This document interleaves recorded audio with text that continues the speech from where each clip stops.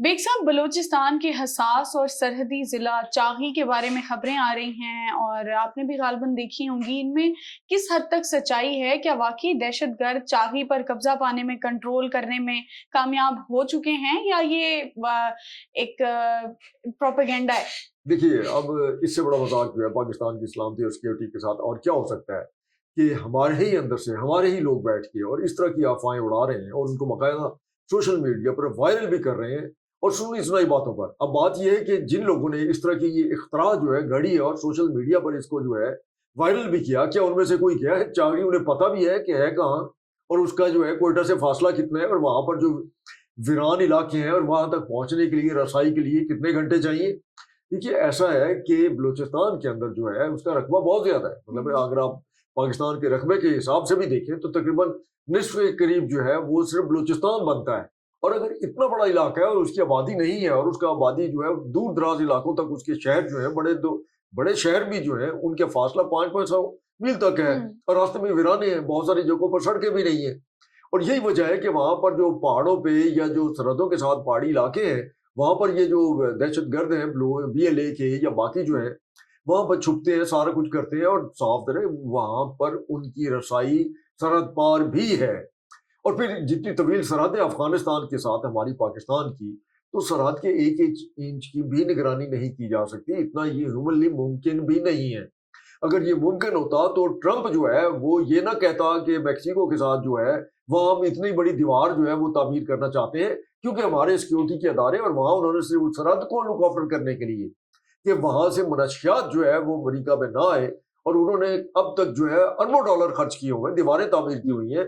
اور 30 فٹ بلند جو ہے خاردار تاروں سے وہ ایک باقاعدہ ہیجیں بنائی ہوئی ہیں. اس کے باوجود بھی وہ کامیاب نہیں ہو پاتے اور اس کے وہاں سے لوگ آ جاتے ہیں، اوپر چڑھ کے اتر آتے ہیں، جو بھی طریقہ اختیار کرتے ہیں. تو اس میں کچھ چیزیں ایسی ہوتی ہیں کہ فوری طور پر ان کے اوپر ریئیکشن پانے میں بھی ایک تاخیر تو ہو جاتی ہے. اب اگر وہ 500 600 یا 400 دہشت گرد اسلحہ تھامے اگر وہ نکل آئیں اور وہ ان کی تعداد جو ہے وہ 200 ہو یا 250 ہو اور اس کو آپ بتائیں کہ جناب یہ دیکھیں ہر طرف ان کا قبضہ ہو گیا اور وہ بندوقیں لے کے پھر رہے ہیں اور وہ آپ کچھ سائن بورڈ بھی دکھا دیں، کچھ چیزیں بھی دکھا دیں اور اس کے بعد پھر پتہ یہی چلتا ہے کہ وہ ساری عکس بندی کرنے کے بعد جو ہے وہ دہشت گرد فرار ہو گئے. لیکن چاغی میں ایسا نہیں ہوا. چاغی میں اطلاعات یہ ہے کہ وہاں پر جس طریقے سے وہ آئے اور انہوں نے کوشش کی کہ یہ ظاہر کرنے کی کہ ہم نے یہاں چاغی پہ قبضہ کر لیا. چاغی کی اہمیت جو ہے وہ اس حوالے سے بھی ہے کہ وہی ہی ایک پہاڑی علاقہ جو تھا وہاں پر ہم نے نیوکلیئر کا اٹیک اس کے تجربات کیے تھے تو اس کی اہمیت ہے. تو اس لیے پھر چاغی کو منتخب کیا گیا اس پروپیگنڈے کے لیے کہ وہاں پر دہشت گردوں کا بی ایل اے کا قبضہ ہو گیا. وہاں پر جو آج کی شام تک کی اطلاعات ہیں تقریباً 200 سے زیادہ جو بی ایل اے کے دہشت گرد تھے ان کو پاکستان کی فوج نے زندہ حالت میں گرفتار کر لیا. ان کے لیے بھاگنے کا راستہ جو تھا انہوں نے محدود کر دیا، بند کر دیا. ان کے پاس ویپن جو تھے وہ اس پوزیشن میں نہیں تھے کہ وہ ان کو استعمال میں لا سکتے. ایسا دیکھنا اتنے بڑی تعداد میں جب لوگوں کو پکڑا گیا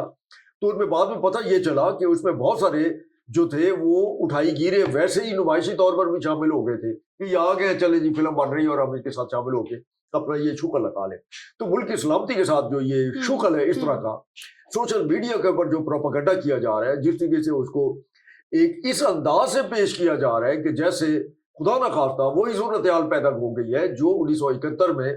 مشرقی پاکستان میں تھی. لیکن یہ پروپیگنڈا کرنے والے بھول جاتے ہیں بھائی مشرقی پاکستان میں بلوچستان میں زمین آسمان کا فرق ہے. اس وقت نہ تو اس طرح کا سہولت ٹیکنالوجی کی اس طرح کی تھی اور اب تو ایک ایک چپے کی نگرانی کرنا بھی آسان ہے. ہاں، اوپر سے اگر سیٹلائٹ سے آپ کہیں موومنٹ دیکھتے ہیں تو وہاں تک جو اپروچ ہے پہنچنے میں بھی تو آخر کچھ نہ کوئی وقت تو لگتا ہے نا. اچھا، سیکیورٹی اداروں اور انٹیلیجنس کی جانب سے کیا اس کے بعد لائے عمل اختیار کیا گیا ہے، اس حوالے سے بھی بتائیے. دیکھیے، اب اس میں ایسا ہوا ہے کہ وہاں پر ہمارے وزیر اعظم بھی گئے، فیلڈ مارشل بھی گئے، وہاں پر بہت ساری جو ہے وہ گفتگو بھی ہوئی، وہاں کے لوگوں سے بھی ہوئی اور حکومت بھی بلوچستان کی جو ہے متحرک ہے. لیکن پہلے بھی آپ کے ساتھ شاید اسی کی موضوع پر یہاں بات ہوئی تھی اور اس وقت بھی میں نے یہی گزارش کی تھی کہ وزیر اعظم جو ہے وہ 1-2 دن نہیں کچھ زیادہ وقت وہاں پہ گزارے یا مہینے بھی 1-2 چکر وہاں پہ ضرور لگائیں اور وہاں لوگوں کو یہ احساس دلائیں کہ ہم آپ کے ساتھ ہیں اس مشکل صورتحال میں. پورا پاکستان بلوچ جو عوام ہے وہاں کی ان کے ساتھ ہے. اس کی وجہ یہ کہ بلوچستان میں اس وقت جو دہشت گردی کا طریقہ کار ہے، اب وہاں پر صادر ہے، جو پہلے یہاں سے مزدور جاتے تھے وہ ان کے پاس کارڈ بھی ہوتے تھے، ان کو مارا گیا، ان کی لاشیں آئیں، ہمارے جنوبی پنجاب میں بھی آئیں، ٹھیک ہے. تو اس کے بعد اب وہ صورتحال تو نہیں ہے کہ ہمارے لوگ وہاں جا کر دور دراز جو شہر ہیں وہاں مزدوری کریں، ٹھیک ہے. پھر وہاں جو کمپنی کام کر رہی ہے، ٹھیکیداری کر رہی ہیں، اور وہاں پر بھی اب ہمارے یہاں سے مزدور نہیں جاتے. جب نہیں جا رہے تو اس کے بعد وہ دہشت گردوں نے کیا طریقہ اختیار کیا ہے؟ انہوں نے 2 طریقے اختیار کیے. ایک تو وہ ہے جو ایک ٹارگیٹڈ باقاعدہ جو ہے ان کے اپنے بلوچ جو ایک ان کی تفصیلات ہیں، ان کے جو اپنا خردونوش کے ٹرک ہیں جو بلوچستان کے اندر ہی متحرک رہتے ہیں ایک ضلع سے دوسری کی طرف. اب ایک تو انہیں لوٹ رہے ہیں، انہیں آگ لگا رہے ہیں، جس کا نقصان بلوچ عوام کو ہو رہا ہے. لیکن اگر بلوچ عوام کو ہو رہا ہے تو صاف ظاہر ہے وہ معاشی طور پر پورے پاکستان کا نقصان ہے. اور یہ دہشت گرد بھی یہ سمجھتے ہیں کہ ایک تو ہم بلوچ جو معیشت ہے ان کو نقصان پہنچائیں، بلوچ عوام کو اس لیے نقصان پہنچائے کہ وہ ہمارے ساتھ کھڑے نہیں ہو رہے، اور دوسرا پاکستان کے اوپر بھی ایک سوال اٹھائے کہ دیکھیں وہ بلوچستان کا صوبہ جو ہے اس میں پاکستان جو ہے امن و امان قائم کرنے میں ناکام ہو چکا. اچھا بیگ صاحب، بلوچستان میں گوریلا وارفیئر تو بہت عرصے سے جاری ہے. آپ کیا سمجھتے ہیں کہ اب کیا یہ بات تھوڑی آگے بڑھ رہی ہے اور یہ علاقائی کنٹرول کی طرف جا رہی ہیں؟ یہ جو دہشت گرد تنظیمیں بلوچستان میں ایکٹیو ہیں اور ان کی بیک سپورٹ کے حوالے سے بھی اگر بات کریں تو افغانستان کے علاوہ کون ان کی پشت پناہی کر رہا ہے؟ اس وقت یہ چیز سامنے آ چکی ہے کہ اس میں اسرائیل، انڈیا، دونوں ملک بھرپور طریقے سے جو ہے وہ بی ایل اے اور مجید بریگیڈ یا ٹی ٹی پی جو کے پی کے میں متحرک ہے ان کو سپورٹ کر رہی ہے، ان کی مدد کر رہی ہے. اسرائیل کی پاکستان سے دشمنی جو ہے وہ یہ کوئی نئی بات نہیں ہے. اور دوسرے یہ کہ انڈیا جو ہے وہ بھی روز اول سے پاکستان کی سلامتی کے در پہ ہے. تو لہٰذا اب ان کے لیے ایک آسان چیز یہ ہے کہ بلوچستان کے اندر جو ہے ایک باقاعدہ چونکہ ایک پروپیگنڈا چل رہا ہے اور اس کے لیے نام نہاد انہوں نے ایک علیحدگی پسند تنظیم بھی بنائی ہوئی ہے.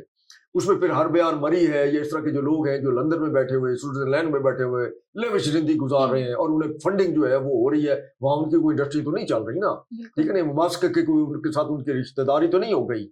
بل گیٹس کے ساتھ تو انہوں نے کوئی رشتہ نہیں جوڑ لیا نا کہ ان کو وہ پیسے فراہم کر رہے ہیں، ایسا نہیں ہے. ان کو انڈیا پیسے دے رہے ہیں، ان کو اسرائیل کی طرف سے بھی معاونت مل رہی ہے. مسئلہ مقصد یہ ہے کہ کسی نہ کسی طریقے سے اسرائیل جو ہے وہ بھی چاہتا ہے کہ اگر وہ بلوچستان کو پاکستان سے الگ کرنے میں کامیاب ہو جائے تو پھر اسرائیل میں بیٹھ کر بلوچستان میں بیٹھ کر اسرائیل کے لیے ایران کے اندر کارروائیاں کرنا جو ہے وہ بہت آسان ہو جائے گا. لیکن یہ اس کا خواب ہے، یہ اسی طریقے کا خواب ہے جس طریقے سے وہ گریٹر اسرائیل اور اس کے لیے جو ہے وہ بڑا اس نے شور مچایا ہوا تھا، اور پھر اس کو میڈیا پہ بھی ہمارے لوگ بڑی گواہ دیتے تھے اور یہ گریٹر اسرائیل کے اوپر کام ہو رہا ہے، گریٹر اسرائیل کے اوپر. یہ اتنا کوئی مذاق نہیں ہے، یہ کوئی ایسا نہیں ہے خالہ جی کا گھر نہیں ہے کہ آپ گئے اور آپ نے کہا نہیں اب تو میں خالہ جی یہاں سے جاتا ہی نہیں، میں آپ کے پاس ہی رہوں گا. اس طرح تو ممکن نہیں ہے نا. تو یہ صورتحال ہے. اس میں ٹھیک ہے وہاں پہ دہشت گردی بھی ہو رہی ہے لیکن صورتحال مکمل طور پر کنٹرول میں ہے. اچھا ایک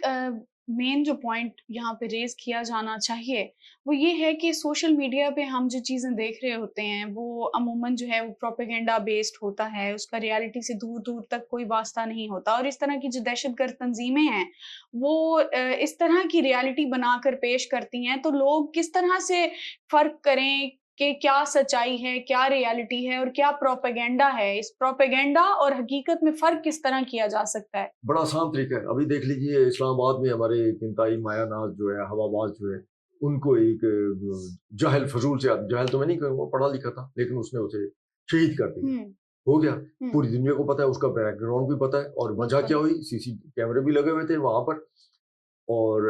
حیران کن بات یہ کہ ٹی ٹی پی والے کہتے ہیں کہ یہ تو ہم نے ان کو قتل کرایا ہے. اس سے بڑا مذاق اور کیا ہو سکتا ہے؟ 20-21 سال کا بچہ ہے، اس کی وجہ سب کے سامنے ایک لڑکی سے وہ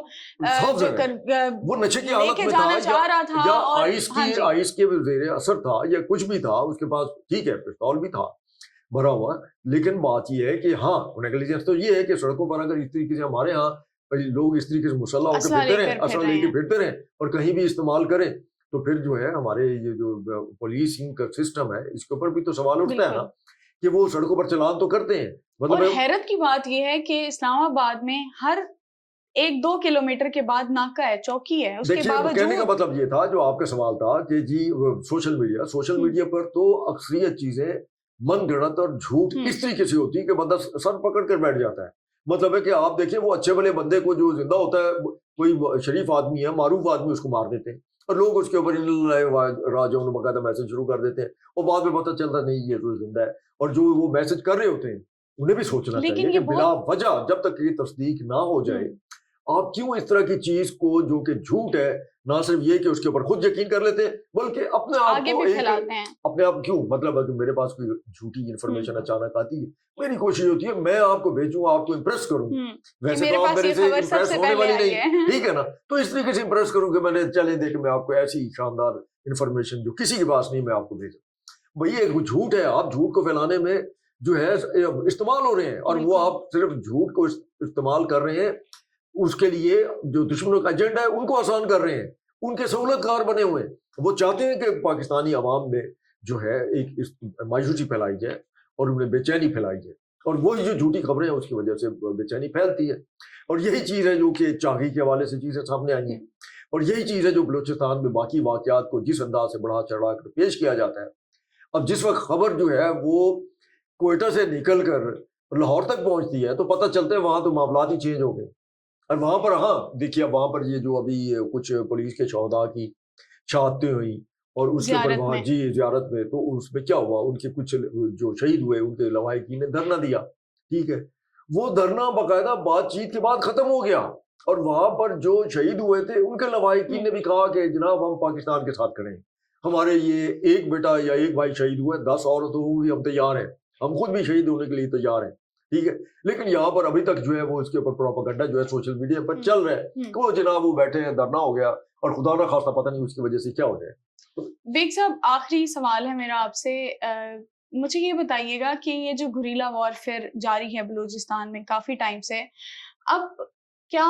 فوجی جو آپریشن چل رہے ہیں اور بہت ٹائم سے چل رہے ہیں فوج ایک بہت بڑا کردار ادا کر رہی ہے اس میں کوئی ڈاؤٹ کی بات نہیں ہے لیکن آپ کیا سمجھتے ہیں کہ اب گورننس کا رول کس حد تک پلے کیا جا سکتا ہے اور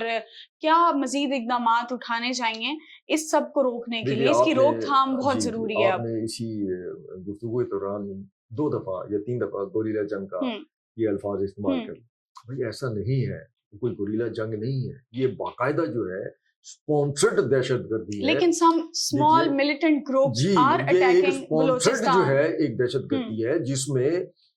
اسلحہ اور اس میں معاونت جو ہے مالی وہ فراہم کر رہے ہیں انڈیا اور اسرائیل کی طرف سے جو ایک ٹیکنیکل جو ایک سہولت کاری ہے معلومات ہے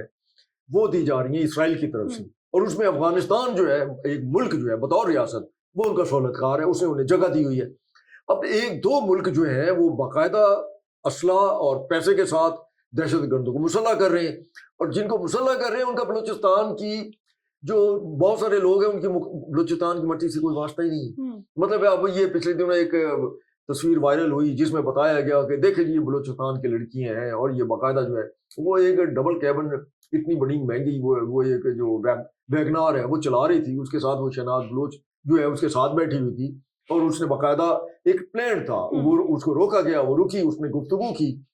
اور بعد میں پتہ چلا کہ یہ تاجک افغان لڑکی ہے یہ افغانستان سے لائی گئی تھی اور یہاں لوگوں کو تاثر دیا جا رہا تھا کہ بلوچستان کے اندر سے اب لڑکیاں جو ہیں وہ بھی اس میں شامل ہو رہی ہیں اور اتنی بڑی گاڑی ہے اور لش پوائنٹ وہ دکھانے کا مطلب کیا ہے تاکہ بلوچستان کے اندر لڑکیوں کو انسپائر کیا جائے کہ آئیں ہمارے ساتھ ملیں اور ہمارے ساتھ جب ملیں گی تو پھر آپ کے بھی اسی طریقے سے موج ہوگی. تو یہ سارا سلسلہ وہاں پہ چل رہا ہے لیکن اس میں ایسی کوئی بات نہیں ہے ایسی کوئی خطرے کی بات نہیں ہے کہ جو خدا نہ خواستہ وہاں پہ ایسی کوئی گوریلا جنگ چل رہی ہے کہ جس کو باقاعدہ جو ہے